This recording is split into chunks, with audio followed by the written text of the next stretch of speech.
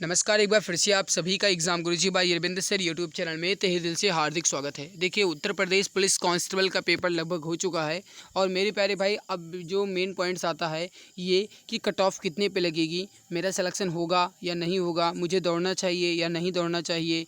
इसके अलावा मेरी शिफ्ट को जो है इसको नॉर्मलाइजेशन कितना मिलेगा, हमारी शिफ्ट हार्ड थी या फिर ईजी थी, लोग क्या कह रहे हैं, ये सब तमाम सारे सवाल हैं आपके मन में जो आज की इस वीडियो में कंप्लीट और पूरी तरीके से ख़त्म हो जाएंगे। मेरे प्यारे भाई, ये वीडियो आपके लिए काफ़ी ज़्यादा यूज़फुल है। अगर आपने जी तोड़ मेहनत करके उत्तर प्रदेश पुलिस का पेपर दिया है और अगर आपका भी सपना है इस बार वर्दी लेना, तो ये वीडियो आपके लिए काफ़ी ज़्यादा यूज़फुल है। प्लीज़ वीडियो को लास्ट तक ज़रूर देखिएगा ताकि पूरी डिटेल में जानकारी आप सभी को मिल सके। जैसा आप जानते हैं कि उत्तर प्रदेश पुलिस के द्वारा जो जारी किया गया है 60,244 पदों का नोटिफिकेशन, उस नोटिफिकेशन में साफ और सीधे शब्दों में लिखा गया था कि अगर पेपर 2 से अधिक पालियों में करवाया जाता है तो प्रसामान्यीकरण किया जाएगा, यानी नॉर्मलाइजेशन की प्रक्रिया अपनाई जाएगी। नॉर्मलाइजेशन प्रक्रिया वह प्रक्रिया होती है कि अगर आपका पेपर ईजी आ गया और आपके भाई का पेपर बहुत कठिन आ गया तो आपके भाई का पेपर जो है और आपके पेपर का जो है एवरेज मार्क्स निकाला जाएगा और इसके बेसिस पे आपके भाई का जो पेपर है कठिन रहा है उनको प्रसामान्यीकरण यानी कि नॉर्मलाइजेशन के आधार पे ज़्यादा नंबर दिए जाएंगे, एक्स्ट्रा नंबर दिया जाता है। और जो आपका पेपर है वो ईजी रहा है तो आपका एवरेज मार्क्स कम रहा होगा तो आपको गाइस उसका फ़ायदा कम मिल पाएगा। ये है आपका प्रसामान्यीकरण या फिर नॉर्मलाइजेशन की प्रक्रिया। सीधे साफ शब्दों में मैं आपको बता दूंगा इसकी जिनका कठिन शिफ्ट होती है या फिर जिनके शिफ्ट के एवरेज मार्क्स कम होते हैं उनको नॉर्मलाइजेशन का फ़ायदा ज़्यादा मिलता है और जिनके एवरेज मार्क्स ज़्यादा होते हैं उनको नॉर्मलाइजेशन का फ़ायदा कम मिलता है। यह है आपका एक मेन पॉइंट्स।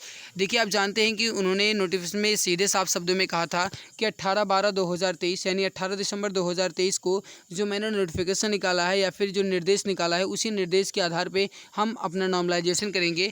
इस निर्देश में उन्होंने कहा है कि अगर हमारे द्वारा यानी कि जो उत्तर प्रदेश पुलिस भर्ती एवं प्रोन्नति बोर्ड द्वारा पेपर आयोजित करवाया जाता है, इसमें अगर दो से अधिक पालियों में पेपर करवाया जाता है तो पुलिस भर्ती एवं प्रोन्नति बोर्ड द्वारा आवश्यकता अनुसार अभ्यर्थियों के अंकों का नॉर्मलाइजेशन किया जाएगा।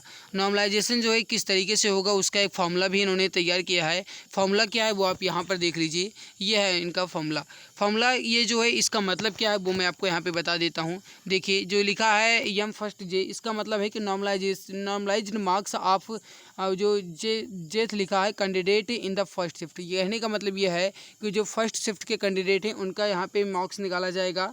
इसके बाद MGT का मतलब यह है कि is the average marks of the top 0.1% of the candidate considering all shift number of candidate will be round up. कहने का मतलब यह है मेरे प्यारे भाई कि सभी शिफ्ट के जो पेपर हैं, सभी शिफ्ट के जो कैंडिडेट हैं उनका 0.1% कैंडिडेट का एवरेज मार्क्स निकाला जाएगा। सभी का नहीं निकाला जाता है, सभी शिफ्ट में जो कैंडिडेट उपस्थित हुए हैं उनका 0.1% कैंडिडेट का एवरेज मार्क्स निकाला जाएगा। MGQ का मतलब यह है कि is the sum of mean and यानी कि इसका जो माध्य है और स्टैंडर्ड डिविएशन यानी कि इसका जो विचलन मार्क्स है इसके आधार पे कैंडिडेट का जो एग्जामिनेशन कंसिडरिंग है ऑल शिफ्ट का वो यहाँ पे किया जाएगा। और MTI का मतलब यह है कि is the average marks of the top 0.1% of the candidate in the first shift. कहने का मतलब यह है कि जो फर्स्ट शिफ्ट के कैंडिडेट हैं उनका 0.1% मार्क्स निकाला जाएगा, एवरेज मार्क्स। फिर देखिए MIQ का मतलब है कि is the sum of mean marks and standard division of the first shift, यानी फर्स्ट शिफ्ट के जो भी फर्स्ट शिफ्ट के कैंडिडेट हैं उनके मार्क्स का और जो मतलब सभी शिफ्ट के कैंडिडेट हैं उनके मार्क्स का माध्य और विचलन निकाल करके उसका डिविएशन किया जाएगा, उसके आधार पर किया जाएगा। और MIF का मतलब है कि is the actual marks obtained by the जेथ कैंडिडेट फर्स्ट शिफ्ट, यानी कि जो फर्स्ट शिफ्ट के कैंडिडेट हैं उनका एक्चुअल मार्क्स निकाला जाएगा कि उन्होंने वास्तविक अंक कितने प्राप्त किए हैं। और इसके बाद is the sum of mean marks of candidate in the shift having maximum mean and standard deviation of marks of candidate in the examination considering all shift, यानी कि सभी शिफ्ट के जो कैंडिडेट हैं उनका यहाँ पे मार्क्स जो है उसका ये माध्य निकाला जाएगा यानी उसका एवरेज निकाला जाएगा और उसके आधार पर इसको कंसीडर किया जाएगा। कैंडिडेट देखिए calculation of marks will be done up to 0.5 decimal places, यानी कि 5 दशमलव तक जो है ये आपका नॉर्मलाइजेशन किया जाएगा। आप जानते हैं कि जब रिज़ल्ट आता है उसके बाद जब आपका नंबर शो होता है तो अंत में 5 दशमलव तक आपका नंबर जो है ये शो होता है। तो ये नॉर्मलाइजेशन के कारण ही आपको 5 दशमलव तक अपना नंबर होता है, अदरवाइज़ आपका जो नंबर होगा 0.2 तक ही होगा। लेकिन बाकी जो 5 दशमलव तक होता है या 5 डेसिमल तक होता है ये नॉर्मलाइजेशन के कारण ही होता है, और यही पॉइंट ही बहुत होता है आपके सिलेक्शन के लिए। पॉइंट 01 भी बहुत होता है आपके सिलेक्शन के लिए। इस वजह से ही कहा जाता है कि हर एक क्वेश्चन को ध्यान दे करके सवाल को सॉल्व करना चाहिए। अब मैं बात कर लेता हूँ यहाँ पे कि कौन सी शिफ्ट हार्ड रही और कौन सी शिफ्ट कठिन रही।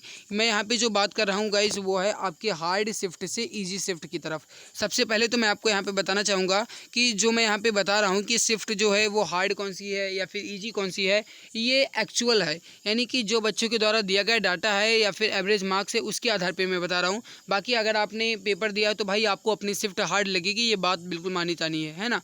जो बच्चा पेपर दिया है उसको अपनी ही शिफ्ट सबसे ज़्यादा हार्ड लगती है।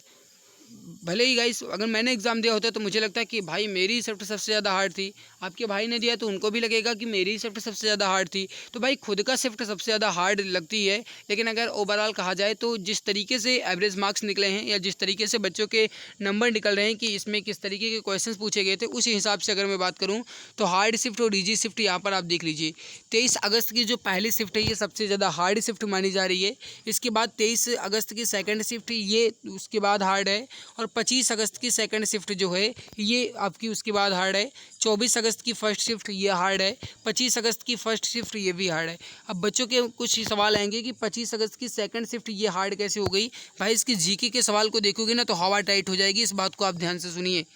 अगर इसके बाद कहा जाए 24 अगस्त की सेकंड शिफ्ट की तो ये भी हार्ड है, और 30 अगस्त का फर्स्ट शिफ्ट ये उसके हिसाब से है, और 30 अगस्त की सेकंड शिफ्ट ये अब तक के हिसाब से कहा जाए तो सबसे इजी शिफ्ट मानी जा रही है 30 अगस्त की सेकंड शिफ्ट। क्योंकि अगर इसमें कहा जाए तो जो भी बच्चा नॉर्मल तरीके से पढ़ा होगा वो भी इसमें 25 प्लस जी के आसानी से कर सकता है, इतना ईजी जी के था। बाकी तो नॉर्मल ही था लेकिन इसमें जी के जो है बहुत ईजी था। तो अब तक के हिसाब से कहा जाए तो सबसे ईजी शिफ्ट ये रही। तो अब इसके हिसाब से अगर मेरे भाई मैं बात करूँ यहाँ पे नॉर्मलाइजेशन को सबसे ज़्यादा फ़ायदा मिलेगा तो वो 23 अगस्त की फर्स्ट शिफ्ट को सबसे ज़्यादा नॉर्मलाइजेशन का फ़ायदा मिलेगा। अगर मैं पिछले वर्ष की वैकेंसी की बात करूँ जैसे 49,568 हुई, 41,520 हुई, इसके अलावा जेल ऑर्डर की भर्ती हुई, इसमें अगर कहा जाए तो लगभग बच्चों को 15 से 20 नंबर का भी नॉर्मलाइजेशन मिला है। जेल ऑर्डर का पेपर हुआ था, आप जानते हैं कि उसमें सबसे लास्ट वाली शिफ्ट जो थी शायद 20 नवंबर को या 19 नवंबर को ऐसा पेपर था, शायद 20 नवंबर को था। तो उसमें जो लास्ट शिफ्ट के थे पेपर है ना उसको सबसे ज़्यादा नॉर्मलाइजेशन का फ़ायदा मिला था, क्योंकि सबसे ज़्यादा हार्ड जो शिफ्ट रही वो सबसे लास्ट वाला ही माना गया। तो सबसे ज़्यादा हार्ड जो शिफ्ट है उसी के हिसाब से आपको नॉर्मलाइजेशन मिलेगा।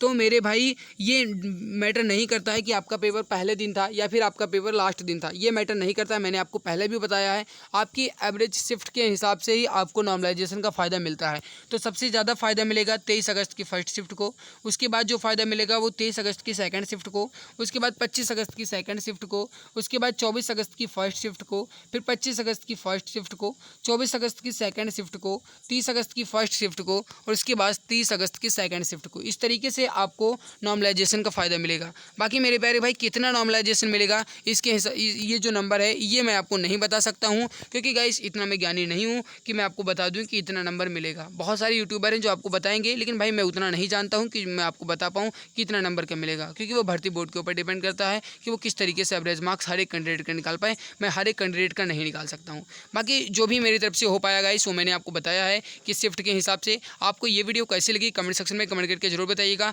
आई होप अच्छी लगी होगी। अगर अच्छी लगी तो लाइक जरूर कर देना मेरे भाई। चैनल पे पहली बार आए हो तो सब्सक्राइब कर लेना। और इसके अलावा मैं एक नई वीडियो लेकर आने वाला हूँ जिसमें मैं आपको एक एक शिफ्ट का और एक एक मतलब कैटेगरी का, और इसके अलावा मैं गर्ल्स का अलग और जो मतलब मेल कैंडिडेट है पुरुष का उसका अलग, मैं एक तरीके से बेहतरीन एनालिसिस के साथ एक वीडियो लेकर आने वाला हूं। उसको आप देखिए, उसके बाद अगर आप उस रेंज में आ रहे हैं तो भाई दौड़ स्टार्ट कर दीजिए, फिर आपको टाइम नहीं मिलेगा।